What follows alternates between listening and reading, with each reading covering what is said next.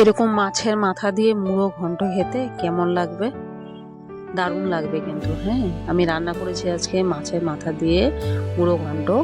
তোমাদের সঙ্গে সেই রেসিপিটা শেয়ার করছি। এটা কিন্তু কাতল মাছের মাথা দিয়ে করিনি, আমি করেছি রুই মাছের মাথা দিয়ে। ঠিক সম পরিমাণে কাতল মাছের মাথার মতনই মুড়ো ঘন্টটা টেস্টি হয়।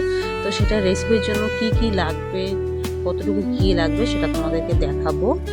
আর ভিডিওটি ভালো লেগে থাকলে অবশ্যই চ্যানেলটিকে লাইক, শেয়ার আর সাবস্ক্রাইব করবে। তো চলো দেখিয়ে দিচ্ছি কি কি লাগবে। সব থেকে ভালো লাগে যখন ভিডিও করার পরে তোমরা যখন ভিডিওগুলো ছাড়ি, তারপরে তোমরা যখন লাইক করো, কমেন্ট করো, সেটার মতন বড় পাওনা আর কিচ্ছু হয় না, সত্যি করে বলছি। তো সবাইকে ওয়েলকাম, ভালোবাসা রইলো। তো চলো দেখি না কি কি লাগবে। দেখো, গোবিন্দভোগ চাল নিয়েছে এখানে আমি 1 কাপ। মাছের মাথাটা যেহেতু কম, সেই চাল নিয়েছি মাত্র 1 কাপ। এখানে নিয়েছি একটা গোটা আলু, ছোট ছোট করে পিস করে নিয়েছি। তোমরা চাইলে আলু দিতেও পারো, নাও দিতে পারো।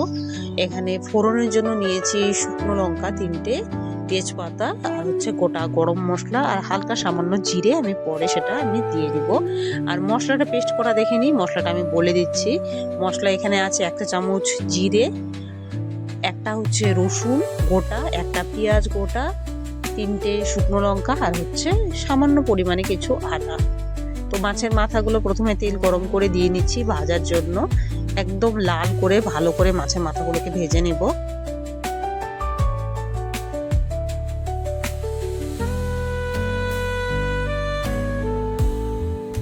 তো মাছের মাথা কিন্তু একদম লাল, মানে কড়া করে, খুব ভালো করে কড়া করে মাছের মাথাটা ভেজে নিয়েছি। মাছের মাথাগুলোকে এখন আমি নামিয়ে নিচ্ছি।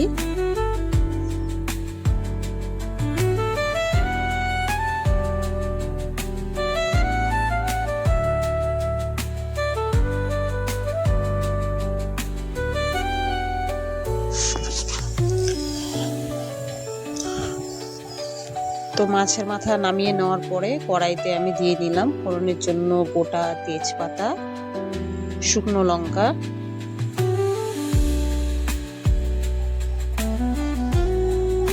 তার সাথে দিয়ে নিব পরিমাণ মতো গোটা জিরে আর গোটা গরম মশলা।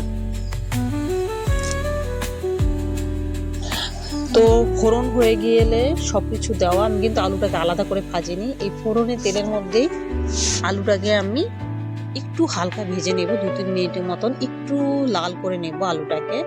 আলাদা করে এক্সট্রা ভাজবো না, এর সাথেই ভাজা হয়ে যাবে আলুটা। তো আলুটাকে হালকা একটু যাতে লাল হয় সেরকম করে একটু করে ভাজা করে নিচ্ছি আলুটাকে। আলুটা যখন একটু কালার হয়ে আসবে ওই ফোড়নগুলোর সঙ্গে একসঙ্গে, তখন দিয়ে নিব আমি গোবিন্দভোগ চালটা এখানে ভাজা করার জন্য ফোড়নের সঙ্গে। তার মধ্যে দিয়ে নিব আগে একটুখানি হলুদ তেলের মধ্যে, কারণ হলুদটা যদি তেলের মধ্যে দিয়ে দিই তাহলে কালারটা খুব সুন্দর হবে। হলুদের যে একটা কাঁচা সেন্ট থাকে সেটা কখনোই তেলের মধ্যে দিয়ে নিলে থাকবে না।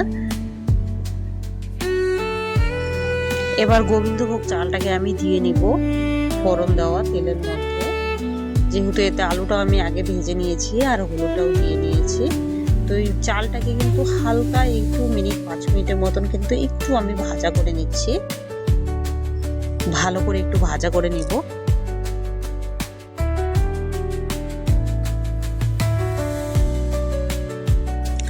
তো এখন চাল ভাজা হয়ে গেলে মিক্সারে পেস্ট করে রাখা যে মশলা ছিল, জিরে, পেঁয়াজ, রসুন, আদা, লঙ্কা, সেই মশলাটাকে এখন কিন্তু আমি দিয়ে নিব গোবিন্দভোগ চাল আর আলুর সঙ্গে। আর এটাকে কিন্তু দেওয়ার সাথে সাথে গ্যাসের হিটটাকে একটু কমিয়ে দিব, একদম লোতে দিয়ে এটাকে আমি 10 থেকে 15 মিনিটের মতন ভালো করে কষিয়ে নিব, যতক্ষণ না মশলা থেকে তেল ছাড়তে শুরু করে। তার সাথে দিয়ে নিব পরিমাণ মতো লবণ।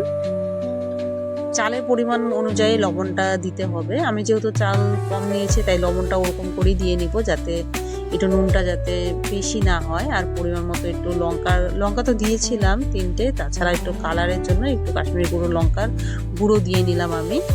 এটাকে এখন ভালো করে কষে নিব 10 থেকে 15 মিনিট, যতক্ষণ না তেলটা বের হয়।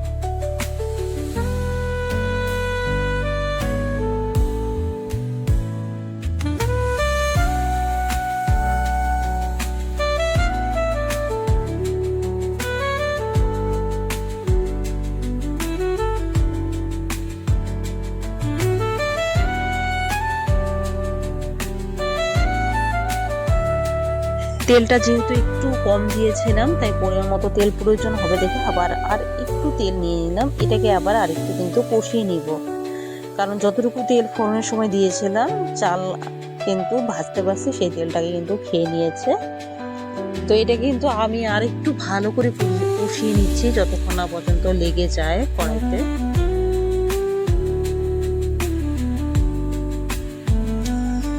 তো কষানো কিন্তু একদম হয়ে গিয়েছে, এখন কিন্তু পরিমাণ মতো জলটা দিয়ে দিচ্ছি। হ্যাঁ, মাছের মাথা দিয়ে ঘন্ট করার সময় জলের পরিমাণটা কিন্তু অনেক বড় একটা ফ্যাক্টর হয়ে দাঁড়ায়, কারণ আমারও অনেক সময় এরকম হয় যে জল ঘন্টতে বেশি দিয়ে দিয়েছি, ভালো লাগে না কিন্তু তখন খেতে।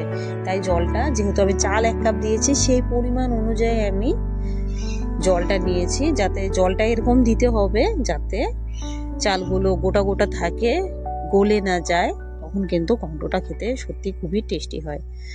আর এই যে সঙ্গে দেখো জল দিয়ে নেওয়ার পরে মাছের মাথাগুলোকে কিন্তু ভালো ভাজা হয়ে গেলে হাত দিয়ে কিন্তু ভেঙে নেওয়া যাবে। হাত দিয়ে হালকা আমি ভেঙে নিচ্ছি দিয়ে দেওয়ার জন্য মাছের মাথা ঘন্টগুলো চালের মধ্যে।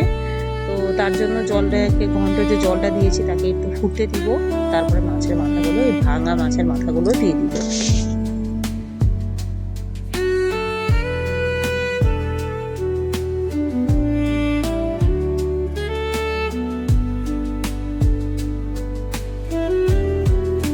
ফোটা শুরু হয়ে গেলে এই যে ভেঙে নেওয়া মাছের মাথাগুলোকে আমি দিয়ে নিলাম গোবিন্দভোগ চালের মধ্যে। এটাকে দিয়ে নাড়াচাড়া করে নিব আরো 10 থেকে 15 মিনিটের মধ্যে আমার মাছের মাথা দিয়ে মোরগ ঘন্ট কিন্তু একদমই পারফেক্ট ভাবে রেডি হয়ে যাবে। তার আগে কিন্তু একটা ছোট্ট জিনিস অবশ্যই করতে হবে, যেটা ঘন্ট দিলে সব থেকে বেশি টেস্টি হবে। সেটা কি বলতো, এখনই দেখতে পারবে তোমরা। আর ভিডিও দেখতে দেখতে যদি রিম্পাই ফ্যামিলি ব্লগের ভিডিওটি তোমাদের ভালো লেগে থাকে, চ্যানেলটি কিন্তু অবশ্যই তোমরা লাইক করবে, সাবস্ক্রাইব আর শেয়ার অবশ্যই করবে, আর কমেন্ট করে কিন্তু অবশ্যই জানাবে যে রিম্পাই ফ্যামিলি ব্লগের ভিডিওগুলো তোমাদের কেমন লাগছে। এই যে দেখো সেই জিনিস, সেটা হচ্ছে ঘিটা ছড়িয়ে দিতে হবে নামানোর একদম 5 মিনিট আগে। আমি 1 চামচের মতন ঘি একদম ছড়িয়ে দিচ্ছি। নামানোর টাইম প্রায় হয়েই এসছে। মাছের মাথা দিয়ে মোরগ ঘন্ট কিন্তু একদম পারফেক্টভাবে রেডি হয়ে গিয়েছে।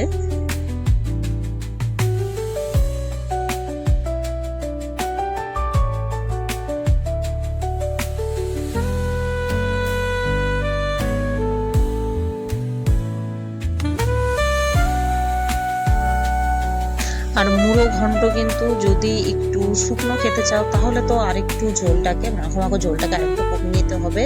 আর এছাড়াও যেহেতু গোবিন্দভোগ চাল দেওয়া আছে, চালটা কিন্তু চাল কিন্তু জল যেটুকু আছে সেটা কিন্তু পরবর্তীতে টেনে নেয়, সেটা একদম শুকনো হয়ে যায়। আর একদম শুকনোটা ভাতের সঙ্গে খেতে কিন্তু ঠিক অতটা ভালো লাগে না। আমি কিন্তু একটু এটাকে মাখো নামিয়েছি, যাতে ভাতের সঙ্গে যখন মেখে খাবো তখন যাতে আমার খেতে যাতে ভালো লাগে। তো আমি যে জলটা নামিয়েছি দেখছো, সেই জলটা কিন্তু যখন ঠান্ডা হয়ে যাবে সেটা একদমই থাকবে না। তো তোমরা কিরকম খেতে চাও, যদি একটু শুকনো খেতে চাও তাহলে ঝোলটাকে একদম সম্পূর্ণ শুকিয়ে নেবে। তাহলে দেখো মোটামুটি অলরেডি এখনো কিন্তু ঝোলটা কিন্তু একদম অনেকটাই টেনে নিয়েছে। তো এটাকে এখন আমি নামিয়ে নিচ্ছি।